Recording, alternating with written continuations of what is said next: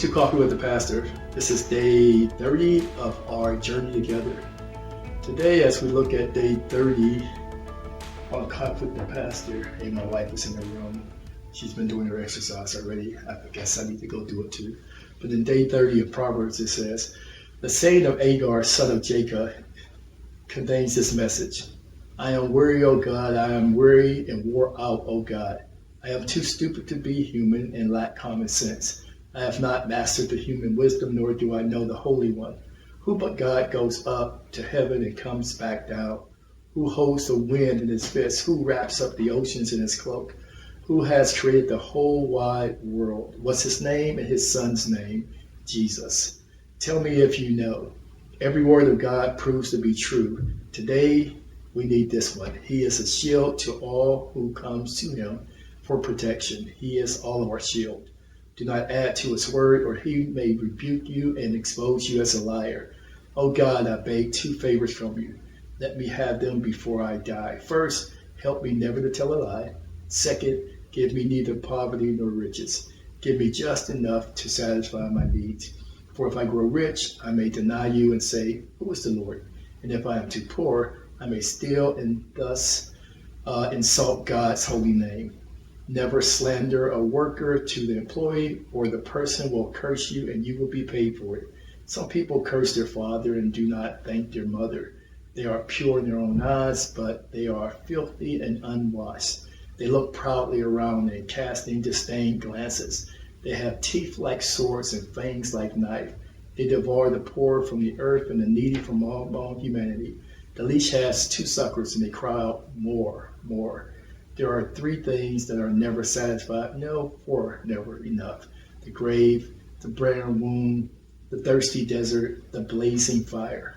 The eyes that mocks the father and despise the mother instruction will be plucked out by the raven of the valley and eaten by vultures.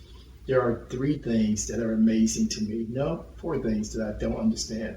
How an eagle glides through the sky, how a snake slithers on the rock, how the ship navigates the ocean, how a man loves a woman. An adulterous woman consumes a man, then wipes her mouth and saying, what's wrong with that? There are three things that makes the earth tremble. No, four that cannot endure. A slave who becomes a king, an overbearing fool who prospers, a bitter woman who finally gets her husband, a servant girl who supplants her mistress. There are four things on the earth that are small but unusually wise. Ants, they are strong, but they store up food for all summer. Hyraxes, they are powerful, but they make their home among the rocks. Locusts, they have no king, but they march in formation. Lizards, they are easy caught, but they are found even in kings' palaces.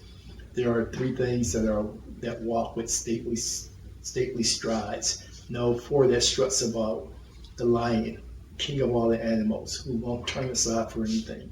The strutting rooster, the male goat, the king, as he leads his army. If you have been a fool and being proud of plotting evil, cover your mouth in shame. As the beating of cream and the yielding of butter and the striking the nose causes bleeding, so stirring up anger causes quarrels. One of my favorite scriptures today is the one that deals with the ants. Ants, these small little things that go everywhere. It's interesting that these ants, what they do is that they work together for a common cause. They all eat, they all survive because they work together. Today, remember, like the ants, let's work together to make sure that we get through this safely. Let's work together to keep everybody safe. Let's work together to keep everybody whole and healthy. Today, let's just work together at ants and make sure that we use common sense to help each other through this crisis. I look forward to being with you tomorrow as we look at Coffee with the Pastor, walking through the book of Proverbs.